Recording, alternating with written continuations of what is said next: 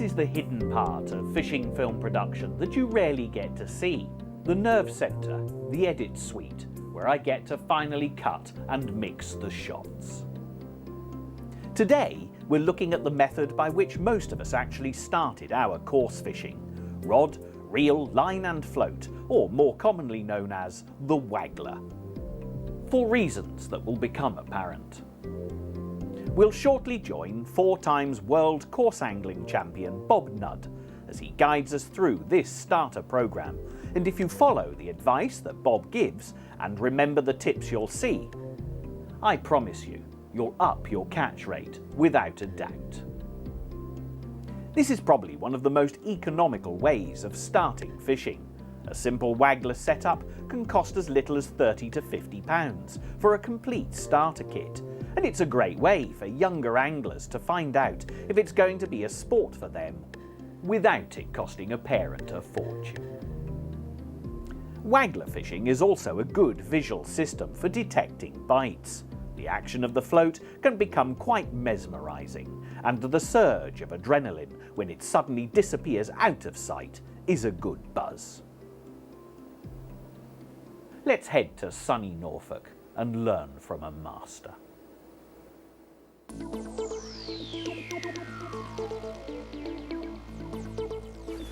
Oh, straight in again. Lovely fish.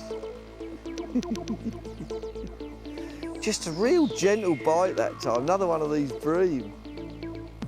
Bigger one, I think. Oh, lovely fish. Oh, some action today. Look at this one. You know, even on this quite big fish, fairly light line, I'm very, very confident. My first fish of the day. I've come out today, I mean, this is a beautiful fishery. They're called Taswood Lakes. And probably only about 6 miles to the south of Norwich, not far away, but absolutely beautiful countryside, lovely and quiet and peaceful, birds are singing. This is a good fish by the feel of it. And the lake I'm fishing today, actually it's more like a canal, it's probably 20 metres wide. It's called the Osprey Lake, just one of a small, there's 7 in the complex. What's this? Do you know what, it's a massive tench. I thought it was a carp, but it's a, oh, what about this for the first fish of the day? A beautiful big tench. And I've actually come here today to show you how to fish the Waggler. The Wagglers can be a brilliant method. You know, particularly if you're starting fishing, not expensive. Do you know what I call these fish? Bars of soap. They're so hard to hold. There, look at that, massive one. Just unhook him. Just got the hook. I'm only fishing with a 20 hook because I thought I'd put a fairly light, I want to fish a couple of Waggler rigs today. I put a fairly light one up. Fishing 2 maggots just off bottom and feeding casters. Look at that, eh? A 3-pound tench straight away. Beautiful fish. But Waggler fishing itself, you know, it is a brilliant way to start fishing. Not expensive.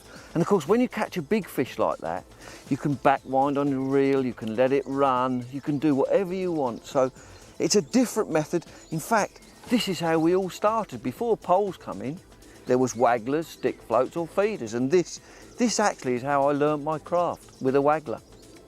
Now, it's not easy, you know, I know it's not easy when you first start fishing to have everything. I mean, I've been fishing for years, so I've got everything exactly as I want it. But try as best you can. If you look at my setup, if you look at where I've got my keep net, nice and easy to put the fish in.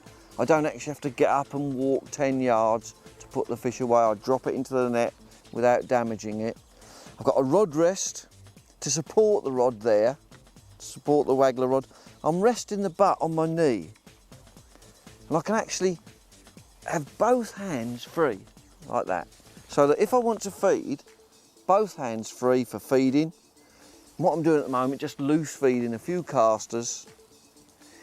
And that early tench was great, but I'm actually getting the swim going. So I'm loose feeding, letting a few casters drop through the water. Like that, just keep loose feeding, keep working. And see where I've got my bait? There. I can pick up, get to all my bait without moving. So I'm really comfortable, and it's so important to be comfortable when you're fishing. If you're comfortable, you catch more fish and you fish for longer. You know, you catch more fish, you're more comfortable, you don't want to go home early. So get your setup right. Rod lovely there in the rest, ready to strike. Float, which is a visual mark to feed to. And what I'm trying to do, I'm fishing just off the bottom with this Waggler, just off bottom.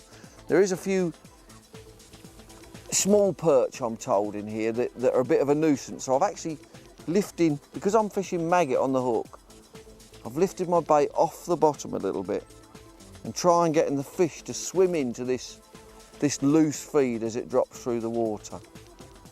And as with all fishing, it just takes a bit of time as you're feeding to get the fish interested, to get them excited. And the good thing about Waggler fishing is you've got so much flexibility. You know, you've got plenty of room if the fish wants to run, lots of flexibility, cast where you want, nice and easy. If it's a windy day, it doesn't matter, it's not like holding a pole, it's only a very, very, very light rod.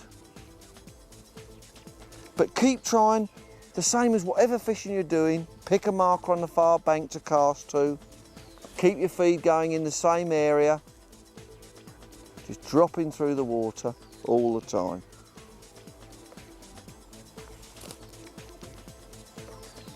And gradually try to work your swim up. Keep fishing, working. And as the day goes on, more and more fish will build up in your swim. Another fish. Not quite so big, this one, but I don't know, it's still quite a good fish. What I did actually then was this part, as I said, it's like a bit of a canal and it's shallowing up as you go across, and it's very, very warm today, and I think the fish have moved on to that shallower water. And of course, this is the thing with a Waggler. You can follow the fish, you can chase, you can go further out, you can try different parts. There it comes, lovely, lovely bream, about a pound, beautiful fish. Two good fish straight away. That's a lot, well, beautiful quality fish, look at that. So just by going a bit further out, and would you believe I'm only on a very, very light hook length, only a smallish hook, 2 maggots, loose feeding casters, but 2 maggots, and a very light rig, and I think it's a good idea, we're fairly early on in the programme, to let you have a look at the rig itself. Look at that. Only a nice, lovely little bream, probably about a pound. The maggot, red maggot, just inside its mouth. Be very careful, I can just unhook that. No problem. With these barbless hooks come straight out, look at that. Perfectly conditioned. Beautiful little bream. That's a great start, isn't it?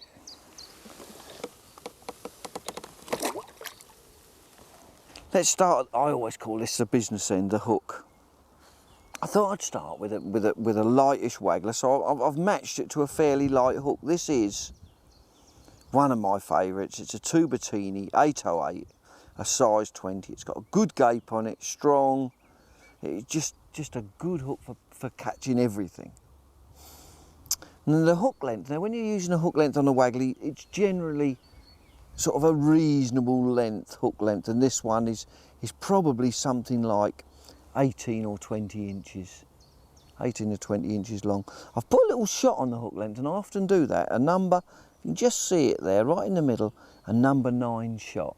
I like to have a shot fairly close to the hook so that I can actually see, that gives you indication of the bite. Now, this is what I use to join the hook length to the main line. It's a barrel swivel, number 30 barrel swivel, tiny, and I've got a tucked half blood knot each end, one with the main line going to it, one with the hook length. And this swivel, if you're fishing, say, with double maggot and you're spinning it back maybe 20 metres, it's like a ship's propeller as it's coming back through the water. And then this fine line, because it's only 0.12mm diameter, this hook length, 0.12, that would spin up. So you really do need that swivel. Then I've got the main line with another number 9 shot. I've got 2 number 9 shots actually down the line there.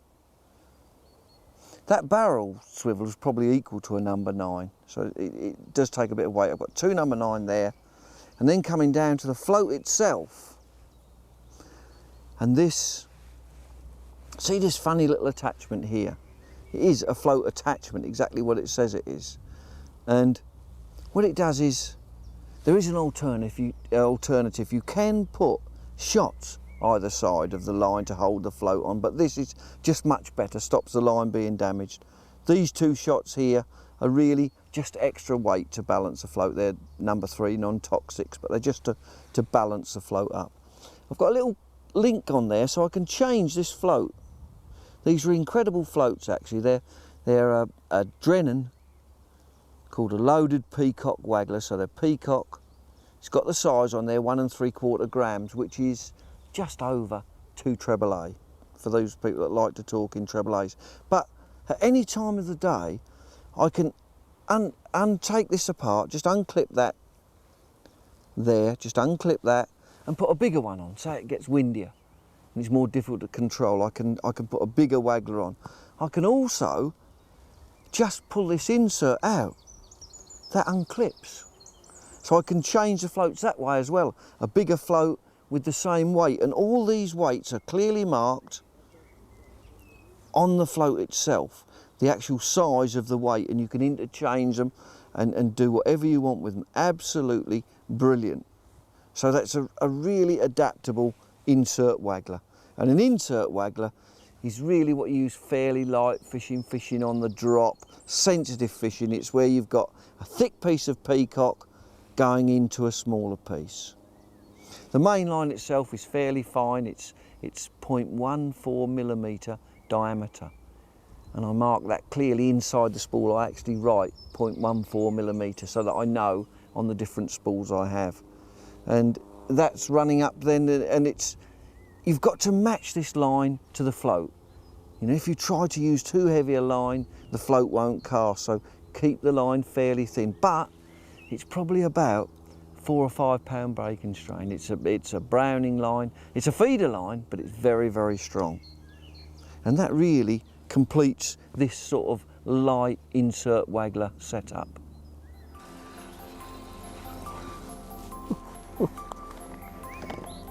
This is brilliant fishing.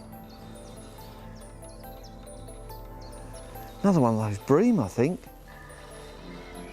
Oh yeah, smaller one this time, but oh, terrific. Look at that. Lovely fish. Lovely quality fish. This is what fishing's all about. Look at that. Doesn't want to come in. Bream don't usually fight like this. Oh. Mind you, they're usually a bit better when you get them in the net. Just lip hooked again. Fabulous condition. Fabulous condition. Look at that fish. Beautiful. Just lip hooked again. I can easily get that barbless hook out. Beautiful. That size we call skimmers. You know, it's probably just under a pound. So, but look at those beautiful jet black eyes. Look at the fins, black tinged, perfect condition. Lovely fish. I can see I'm going to have a great day. There's 2 ways to cast a waggler. It just depends how far you've got to go. You know, if you've got a really good distance, you've got to bang it, then you need an overhead cast. But quite often you can just do an underarm sort of swing. And if you get it right, it's just a matter of timing.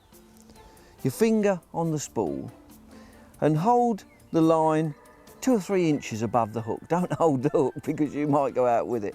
And then it's just a swing and a pivot. And as you get to a certain point, which is where you want your float to go, then you actually let go of the reel. So you round, down and flick like that. And just as it hits the bottom, you can touch your spool there just to stop it. The line's out dead in front of you.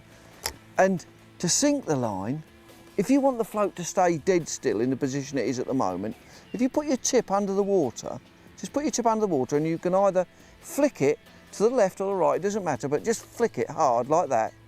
What happens, because it's the speed that you do it, pulls and sinks the line. And you need to do this when you're fishing a waggler, because in windy conditions, there's a little bit of wind today, line on the surface, the wind will pick it up and it will blow your float, it will move your float about, and you need your float to stay still. The fish are aware. If a float starts kiting around the bait goes with it, they know there's something wrong, so you won't get a bite. But you need to not always sink the line, but today we do need to sink the line. That's why I'm using a feeder line. I said I was using a feeder line. That is why, because it will sink quite easily. And then just go through this again. Look, I've got the rod resting on my knee, on the rod rest, 2 hands completely free to fire whatever I want. And I'm just, at the moment, just loose feeding a few casters, letting them drop through the water. I'm fishing a light waggler, so I need things to keep happening. And with fishing, it's always about feeding. As soon as you stop feeding, the fish lose interest. The loose offerings, you've just got to make them. Love all that extra, those bits of loose feed dropping through, and they're quite happy. And then when they see your hook bait, of course, they go for that, and then you've got them. And that really is the art of angling. Just feeding, little bite then, just a little touch, a little twist. They did warn me there was some small fish in here, and I'm just hoping it's not one of them. They did warn me that there's some small, oh, it is one of them, one of those little perch. Somebody warned me, look. I saw the float, it hardly went under. Look at that. Oh dear, we won't count that one, it's a bit too small. I don't even know it got those 2 big maggots in its mouth. Little tiny perch. I'll slip him straight back, I won't even put him in the net. So it's all about feeding and just being smooth and comfortable.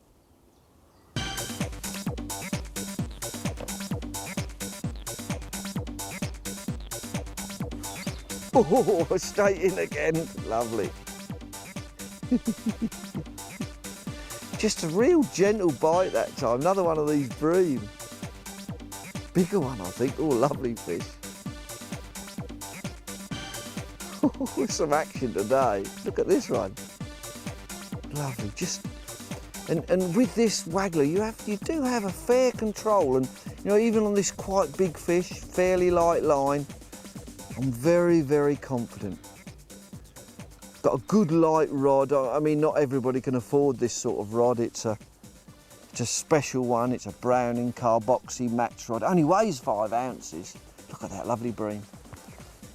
14 foot, you know, so ultra light. Well, that's a bigger specimen. Nicely hooked though, eh? Look at that, eh? Another bream. Just hooked in the mouth. I can just see it down there. Use my disgorger on it. Always try and be careful with the fish. See how easy that hook came out? Beautiful condition. Hey, this is great fishing, isn't it?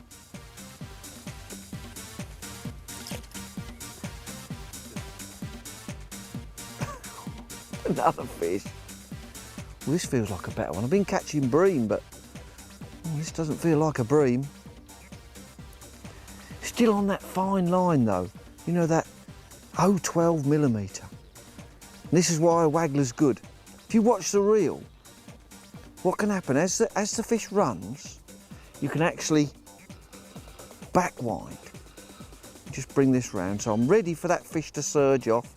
I've got the anti-reverse off, and I can actually back wind and let that fish, if it wants to surge away, let it run, wind it in. But I'm there ready all the time. I've got the clutch set as well. I mean, that's a final if I want to. You know, the clutch is just set for the real final. But I usually like to control the fish with the reel. It's a good fish. This might be another one of those tench. Look at that, rod is bent double. And that's another good thing about a waggler, of course. You can put, look at that rod tip bending. You can put a lot of pressure on the fish. More so than you can with elastic. If you've got normal elastic, you just cannot put this much pressure on the fish. So I'm getting it in, I'm trying to get it to get to the top and take that gulp of air. But you can land big fish with light tackle. That is really banging away. Doesn't want to come up a massive surge. And really, I'm giving it as much pressure as I can.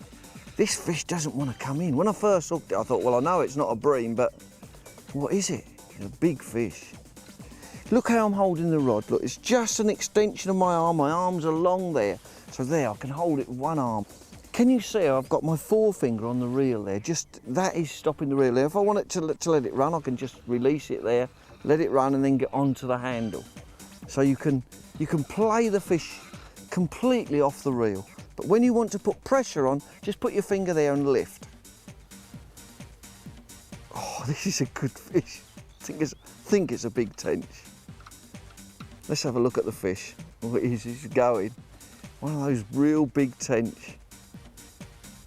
Bigger than the first one I caught. Sure it is. Look at that. But look how this rod handles it. Lifts it up.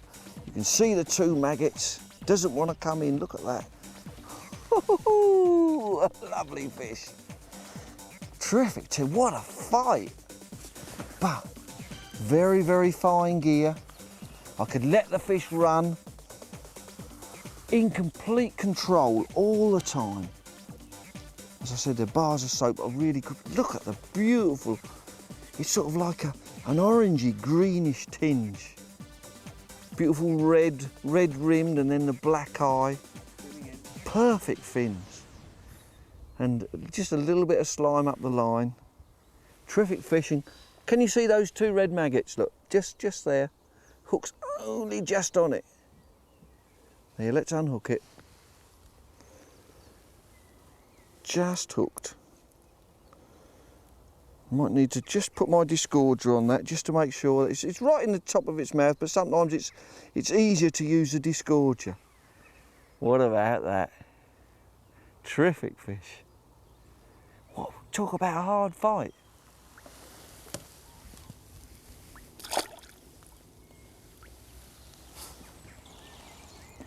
Let's just go through that cast once again. Important that you hold the line 3 or 4 inches above the hook. Don't hold the hook. What you have to do, and you've got your finger on the spool, so that keeps tension there.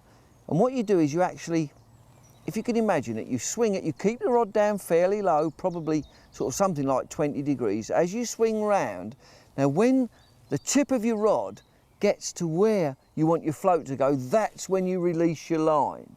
As the rod comes round, you release your line there. The float will automatically go dead straight then. If you release it too early, it'll go off at an angle. If you release it too late, it will go the other way. So you just have to get your timing right. And here we go. I'll just show you how you do it. Right, you ready? Just get round and away. And the float lands perfectly in front of you. You can just do that little sinking which I showed you. Just flick the rod hard. And your float's ready. And then it's just so comfortable because you're fishing. As I said, this rod weighs 5 ounces, it weighs nothing. So because everything is so light, you've got a lovely rod rest there, resting on your knee, you've got your 2 hands free to just loose feed. So you can loose feed in comfort. And there the float goes. Oh, I don't believe that, I missed a bite. How can that be? It was probably one of those small perch because the bait, no, actually it stole one of the maggots, so you never know. It might have been a big fish. You do miss bites. That is the thing with a waggler, of course. Because you've got a fair bit of line, unlike a pole, you've got a fair bit of line from your tip to your actual float itself. You know, there is a bit of room there. You've got to pick up that little bit of line. That's why you need it sort of dead straight. You do miss the odd bite, but it's more than compensated in the fact if you hook a biggie, even a 20-pounder, you can get it in on this rig.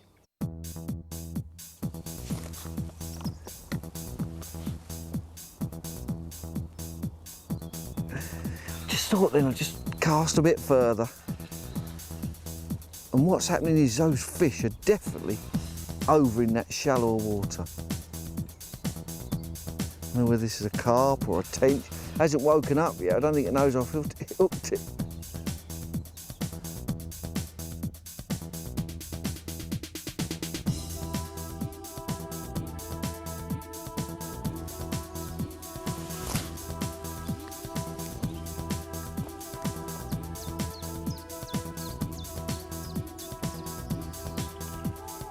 No, do you know what it is? It's a massive bream.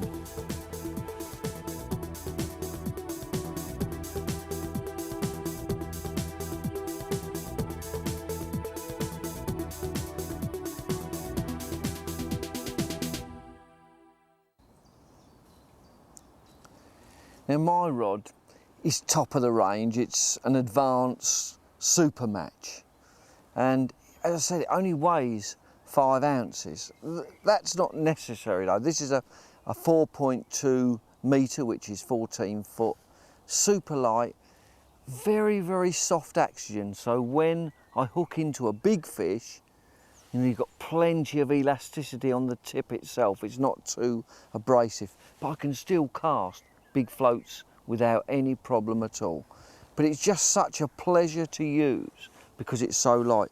The reel fitting actually is you remember the old fittings where you used to have to push your reels and your reels would fall off halfway through a big fish? Well, this is actually a screw fitting on here where I can actually unscrew this to release the reel or screw it down to secure it, and it will not move at that, you know, it's really tight.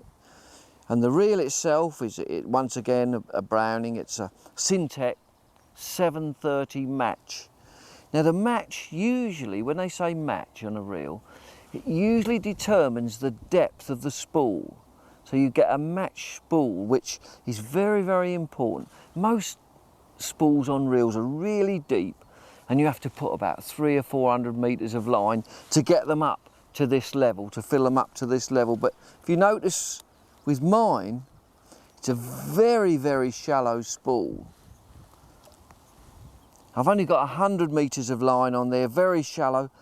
You need this line to be very, very close to the rim, and then it's much easier to cast. If your line is right in the bottom of a deep spool, then you get a lot of friction as you go to cast out. And the reel itself, as I said, I actually mark inside. I don't know if you can see that there. I actually mark inside, and this one says 0.14 millimetre. That's all I do is put the diameter of the line. I consider that more important than the breaking strain, because the thickness of the line dictates to the size of the float. You know, a heavier line, you need a bigger float. So always look for the diameter. And it's a lovely smooth action reel. The bail arm, you have the option, which I think is good, of either clicking it over with the reel or flicking it with your hand, and I think that's important as well. You can actually flick it over manually, or you can turn the reel handle to do it. So you've got a double feature. You can do either with the anti-reverse at the back, which you can click on and off. Normally when I'm fishing with a Waggler, I will have the anti-reverse off so I can back wind straight away. That's normal. But odd occasions you can have the anti-reverse on. Not really necessary. And then you've got your clutch setting at the rear, here. And it's got the numbers actually on the back as, for the breaking strain of the line, but I usually check by pulling on the front. And you can just feel that going off. So a little bit of trial and error there depending on the size of fish you're catching, but a good idea to always set it. You've got your back wind, but for that big powerful thrust from the fish, the clutch can then kick in. So you've got a double sort of, you've got a double way of playing the fish. You know, a big fish, a big surge, it won't break you because your clutch will finally go. And that is basically all you need for Waggler fishing. A nice, get as light a rod as possible. In fact, depending on your size, I mean, a 12-foot rod is fine for this sort of fishing. I use a 14-foot because it's a bit more flexible, but 12 or 13-foot will be lighter, and particularly if you're smaller, will be easier to use. You know, the bigger you are, the bigger the rod you can manage, but the smaller you are, then a nice small rod's fine. And this is a brilliant way to start. Just rod and reel, but remember, try and get a match reel, shallow spool.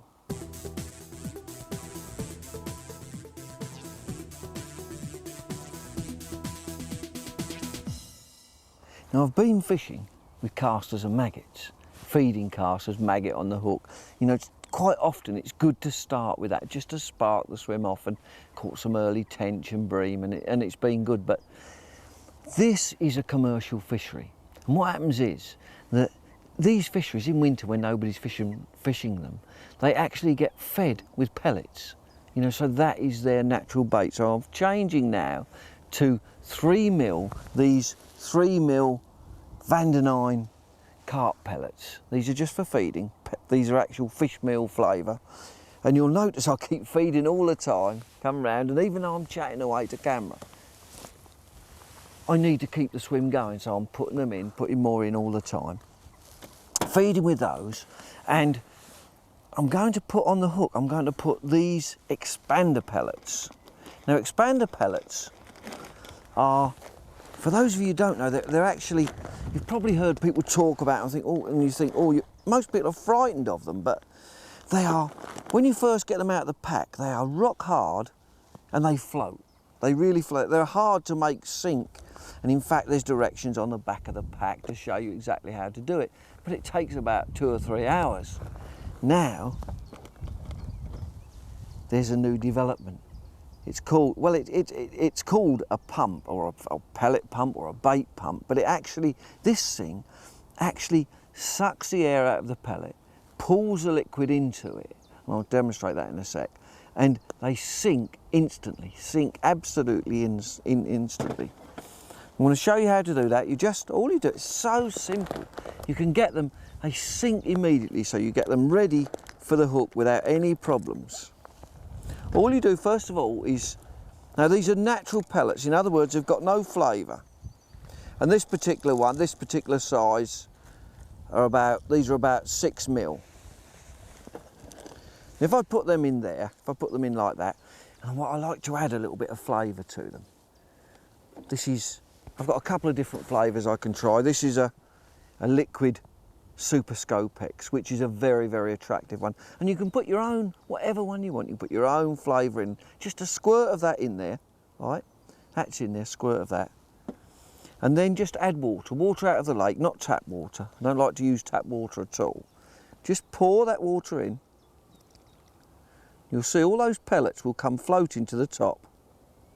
If you have a look there, if you can see under there, everything has tried to come up. All you do is seal the lid, then turn the pump upside down. So you've sealed it, everything's trying to float. And this is the bit they're all floating this way now, you actually suck. And as you pull it, look at all those air bubbles. You actually suck the air. Can you see the air coming out of that? Suck the air out, give it a couple of pumps, and suck the water, and all your lovely flavours get sucked into it, you know, your favourite flavour. And if you have a look at those now, they've all sunk, and I'll just put them in water for you so you can see how they all, just take a handful of them out so you can see, and I'll put them in water here. Let's get this dish of water up for you. And you'll see how they all will sink, every one of them. Every one sinks immediately, not one floater. I'll leave them in water for about 5 minutes, just covered up. Strain all the water off. Oh, that's a beautiful smell. Strain all the water off, and then after 5 minutes, and then they will just gradually soften up. They're still a bit hard, but they are perfect, and there's plenty enough there. They're still hard, but you can put a hook in them, but they will soften up within 5 minutes. And then they're ready for the hook. I've got another one now to show you, which is, because you never can tell what flavour do you want, and I'll just run through that again just so you can see it. These ones are smaller ones. Sometimes fish want big pellets, so I'll just run that through again. Sometimes they want small. These ones are 3mm. If you have a look at these are tiny, but they're the same, they're expander pellets. Just very, very small expander pellets. Tip a few into my hand there, look, little tiny things. But they swell up to about 3 times the size. And once again, you might need to change your flavour. So this time, I'm using green lip mussel. It's a liquid again, put it in. You can actually see the green, a squirt of that. You can use your own flavour. If you prefer strawberry, use strawberry. See that green filtering down there? Fill it up with water. So brilliant to use these pumps, fabulous things. Just clip on. Don't forget, once you've clipped that on, to turn it over. You can see the colour of the liquid. All those pellets now will, at the moment, are coming this way. They want to float and then just suck all the air. Look at that, beautiful. Can you see all the air being sucked out of that? 2 pumps, they're done. Immediately. I'm going to mix them with the other ones and then I can use whichever ones I want. But there you are, and they're all now sinking. I'll put them into that pot. Put them into this pot here. Every one of them sinks immediately. Not one floater there. Well, there is one little one. That's all. Brilliant. And all flavoured as you want, and I can pick them out as I want. And now that's what I'm going on to use. Expanding pellets on the hook and feeding with 3mm actual fish meal pellets, which is a feeder pellet.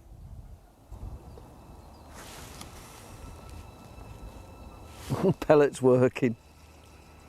I've actually missed one bite on pellet and then second put in. What is it? Oh, it's a bream. It's a bream. It's on one of those Super Scopex pellets. The big ones, big 6mm. I said that fish actually, they get fed on these pellets all the time. So, you know, when you come to a commercial fishery, quite often it's a good bait to use. Lovely little bream. Similar to what we were catching on maggot. But probably these, when you look at these fish, they've probably been weaned on pellets, you know, so it's quite obvious that pellet is a good bait for them. Only just hooked. I'm on a bigger hook now, and I'll run through that in a minute with you, but there. Lovely bream, perfect condition again. Beautiful silverfish. Lovely. More where that come from.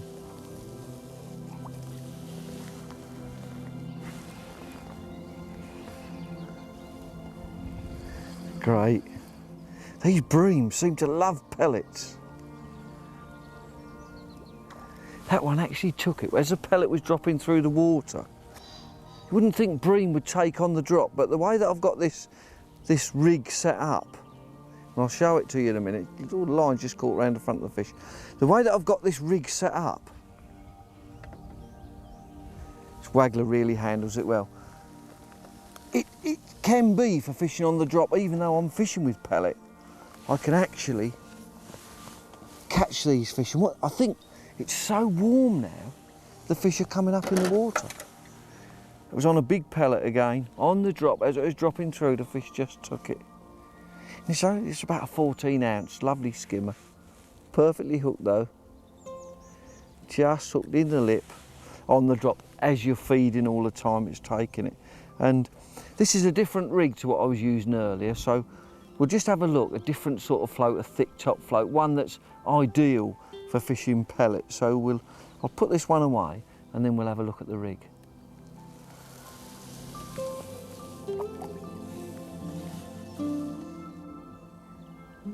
I'm using exactly the same brand of hook that I was using earlier, a Tubertini 808. It's a fine wire, but very, very strong, so light, but I'm using it in a size 16. I'm fishing with pellet now, so you need a larger hook. You need to get a bigger part of that meat of the hook in the pellet. You know, the inertia that it takes to actually cast a Waggler, if the hook's too small, it will just pull out of a soft pellet. So you need a slightly larger hook, but you can get away with it. You know, if you increase the size of your bait, go up on your hook size, much better. And I've also gone up on my line size. I've now put an 015, it's Browning Senatan, 015mm, which is about 4.5 pound breaking strain. So I've toughened everything up a bit. Got a hook length which is about 18 inches long. And in the middle of that hook, right in the middle, I've got a number 8 shot, right in the middle. That's my telltale shot. That is my bite indicator. You know, if the fish lifts that, I see it. If it pulls it, the float goes under.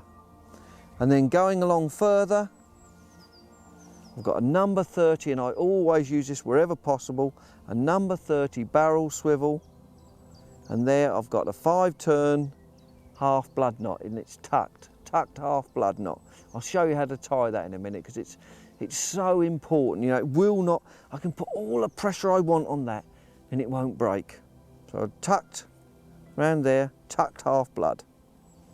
Onto the main line, so that really then we're onto the main line, which is a bit thicker now. I've gone up to a 0.16mm main line, which is about 5 or 6 pound breaking zone, so really, really strong line.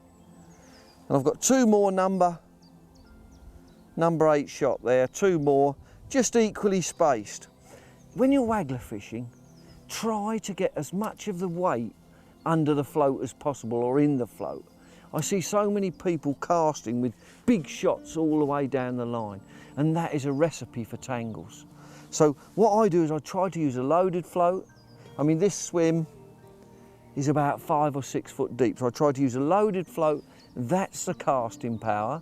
And then light shot, and good job I was using light shot down the line, because that last fish actually took the bait as it dropped through the water. But you'll find that if you have everything under the float, all the weight, much easier to cast, and I'll fish here all day without one tangle. So get all the bulk of your weight, and in this I've got the same float as before, or the same type of float with this actual adjustable weight underneath. I can pull it out and chop and change it, do what I want, with a little float attachment also where I can change it. No pressure on the line whatsoever. The line runs through here, and a couple of little twists round here. It will not move, but you can cast all day, and it doesn't matter how big the fish are, it will not break. The other alternative to this, of course, is to put 2 little shots either side of the float, but if you're catching a lot of fish, particularly big fish, it can gradually wear the line and it will break. So if you can, go out and buy one of these float attachments. They're really well worth it, and then you can just adjust it. Now the float, because I'm fishing a big bait which is dragging on the bottom and can drag the float under, the float actually is what they call a straight peacock. It's a Drennan float again, but you can see there's no insert, so there's more buoyancy in the tip. So when you have your bait dragging on the bottom, it won't drag the float under. But of course, when you get a bite, it will shoot under. So a thicker tip float, bigger bait, everything increased in size. I'll just move round a bit so there's a bit better light, so that you can see this knot, because it's one that I think is very important. It's called a tucked half blood, and it's a knot that I use to attach my hook length to a barrel swivel, or the main line to a barrel swivel. So it's exactly the same knot. You do 5 turns. Actually, what you do is you thread the line through the swivel. I've already done that just to save a bit of time. That's threaded through. And then the loose end there, which is about 2 or 3 inches long, twist that round about 5. You can 5 or 6 times. I usually do it 5 times. So you get the line. I know it's ever so hard for you to see this, and every time you twist it, let me change hands there so you can see. Every time you twist it, 1, 2, you have to actually hold the barrels with your left hand, 3, 4, 5. So every time you twist it, right, you're holding the swivel and that little loop of line with your thumb and your forefinger of your left hand, as long as you're normally right-handed. Then you're left, once you've twisted it 5 times, you're left with this little tag. See this little tag here? Tuck that back through that loop, right? Put it through that loop. As you put it through that loop, what you'll find is, I've put it through that loop now, I'm then left with another loop here. Now, if you just pull it now, it will slip, but if you tuck this, still the same little end piece, tuck it back through, and this is where the word tucked comes from. So just tuck it any way, it doesn't matter, you can tuck it any direction, as long as it comes through that loop. So get it there, pull it back through the loop, so that's a tucked, pull it down. Now as you pull it down, all knots need just a little bit of lubricant, so I just wet my fingers, just will lubricate the line, then pull it tight. I just grab my clippers and then I can trim off that little end to make a perfect knot.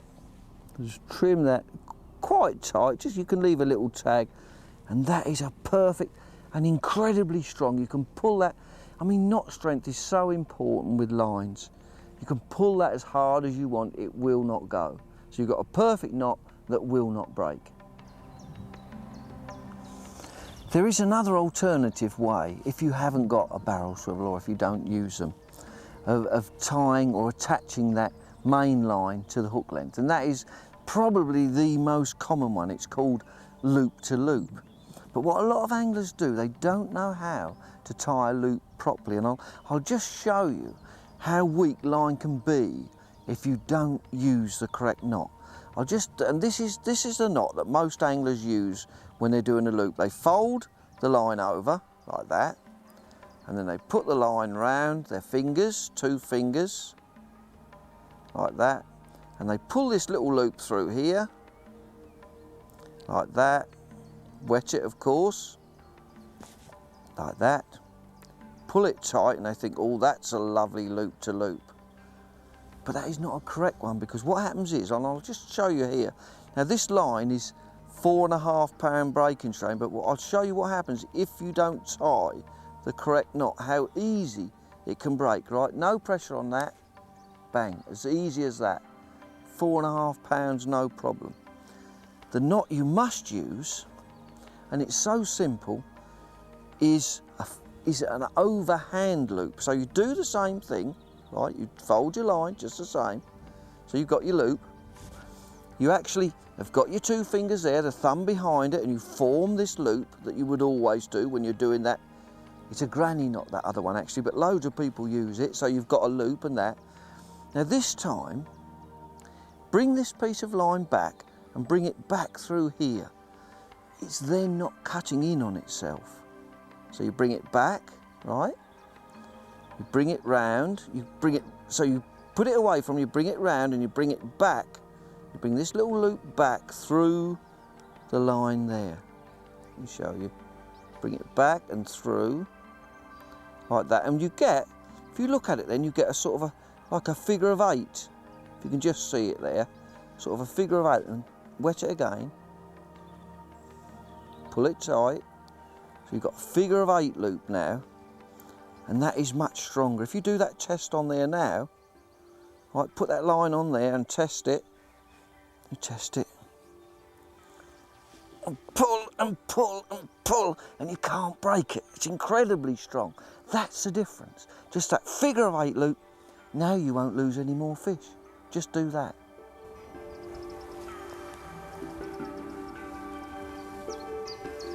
These breams certainly love pellets, but I've got good strong tackle on. You can always tell a bream, you know, they just fight a bit different. But I've got good strong tackle. This is like a 14-foot rod, fairly light in the tip, but still powerful. And once you get bream on the surface, you know, they're not a problem. Not a problem. They just come. Oh dear, that one decided to flick a bit. Oh dear, just found out it's been hooked. I don't know why though, because I was putting a lot of pressure on it. But once you get them on the top, then just pull them, lift them, slide the net underneath. And this one's quite active, but they're much of a muchness. These are lovely. Actually, they're quite meaty fish, almost perfect condition, and just probably about a pound. That one took that pellet again on the drop. You know, as you're feeding, with this slow rig, I've just got these sort of 1, 2, 3 number 10 shots and this swivel. So it drops through the water slowly down to the bottom. And there, another lovely little bream.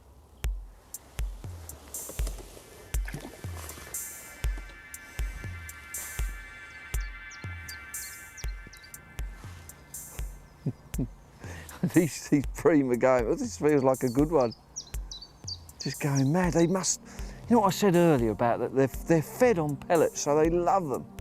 It's another one of these skimmers. The thing is, this tackle is so strong.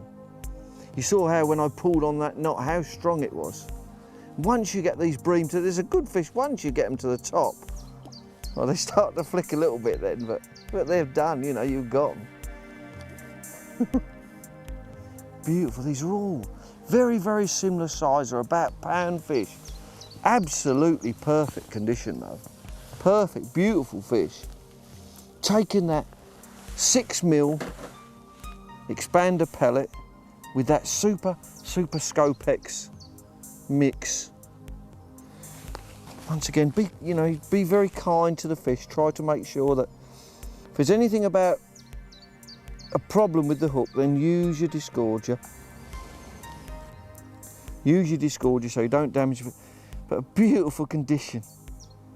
Glistening, glistening. Lovely, absolutely perfect fish.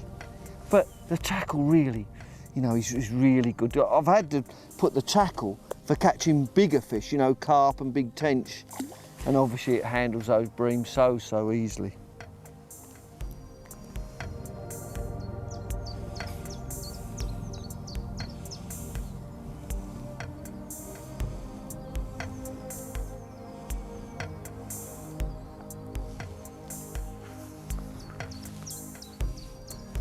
Straight out and into another fish. They're just going mad now. Really, come on, I've been feeding these 3mm fish meal pellets and the fish are just going mad. Feels like a bream, but maybe a bit bigger, this one. Good strong tackle, that rod really bent round. Thumping away, you get a lovely, do you know when you're using rod and line, you get a lovely feel through the rod itself. Oh, this looks like a bigger sample. Bream again, but just heard the clutch sort of give a tweak then. Oh yes, a bigger bream. But they love these pellets. Look at that rod curve right round. I'm putting a lot of pressure on this fish. Really wants to go, diving. Once you get bream to the top, oh, it's a lovely fish. Once you get them to the top, then you can just a nice, steady pull. There, nice steady pull. Oh. This is a real lively one, I can't believe this. Oh, he's up on top now. Just tremendous catching these fish. Oh, that's a bigger sample, that's why it went harder. Oh, oh, lovely, lovely fish. Once again, just perfectly hooked. Oh, it's got some of those little, once again, look at those little, I've seen it on an earlier fish, little spawning nodules, just to start. That's a good sample. 2 pound of that, taking pellet load. And every time now, every time I go in with this light rig dropping through the water, they're taking it on the drop. As soon as I went out there, round it went again. Another lovely bream.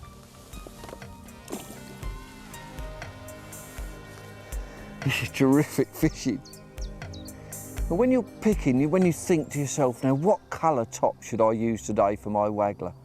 Look at what the background is that you're fishing into, and also look at the actual sun. Now today I've actually got the sun now, is almost coming from my right shoulder onto the float. If your sun is sort of coming from your back onto the float, yellow is a brilliant colour. If it's in your face, then it's more difficult to see. If you've got purely white water, purely a white background, then black is a very good colour. And consequently, if you've got a very dark background, then a dark red is a very good colour. So you just swap, always make sure you can see your float properly. So select the right colour tip for the right conditions. Don't be straining to see the float. You want to see those little bobs, those little knocks, when the float just went there. Didn't go properly though, I'm going to leave it. Just a little dig. Sometimes it's a fish bashing the line. Just can never tell, but just a little bash. As I feed, if I feed some, there it goes. Oh, just missed that fish. And you can miss an odd one on pellet, obviously. They're such big fish, but I don't know if you saw that float just whiz away and I missed the bite.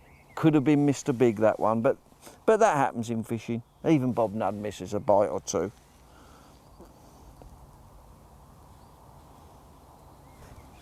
but at least we know the fish are there. We'll go straight back out again, another pellet. Nice soft overhead cast I'm doing now. Soft because I've got soft pellet on. Nice soft overhead cast, and then I'm sinking the line quite slowly because I've got pellet on. I'm actually dipping the tip of the rod under the water and then winding the reel handle down very slowly until I get to where I'm feeding those pellets. All the line's sunk. The float needs to be very still, so I've sunk all the line, cast past where I'm fishing and feeding, and then feed pellets again around the float area. A couple of pouchfuls and then just sit and wait. As those pellets hit the water, look at that, the float bang already. As those pellets hit the water, of course, the fish hear it and they home in, and then all you've got to do is wait for the bite. And quite often, if they're whizzing around, of course, as they have been today, they take it on the drop. I'm in again. Well, this feels like a good fish. Oh, big fish. No, probably a bream, I think, because you can tell with carp, they whiz off. But I'm just winding it steadily because, just in case, but it feels a real dead weight, you know, a real thump, thump, thump. This is great fishing. I think probably, if I get this one in, we'll probably end on this one because it's been a terrific day. I just hope you've learnt something about waggler fishing today. Oh, look at that for a bream. That is a lovely one to finish on. That's a biggie. Oh, it's probably about £4, that. Maybe more. What a lovely fish to finish up on. That is a proper bream.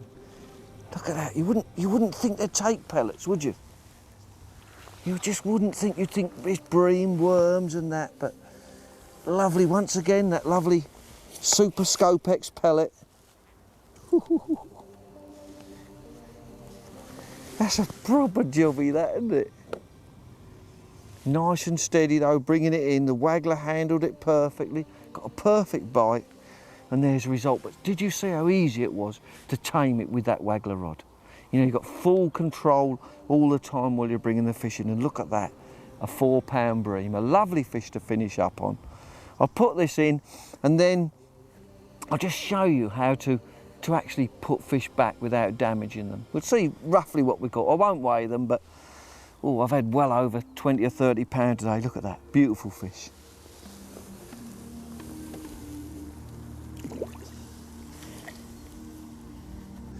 Look at that, a terrific bag of fish. It just shows you what you can do, what you can catch with the waggler.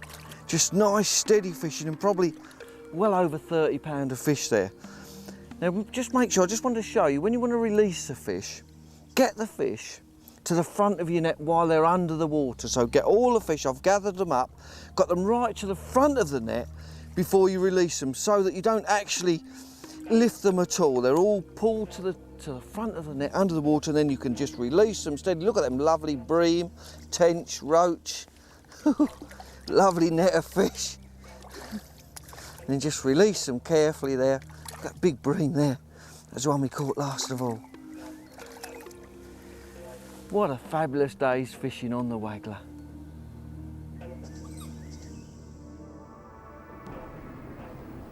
Another good day's work. He really is the daddy of the game. We'll see you again at the lakeside.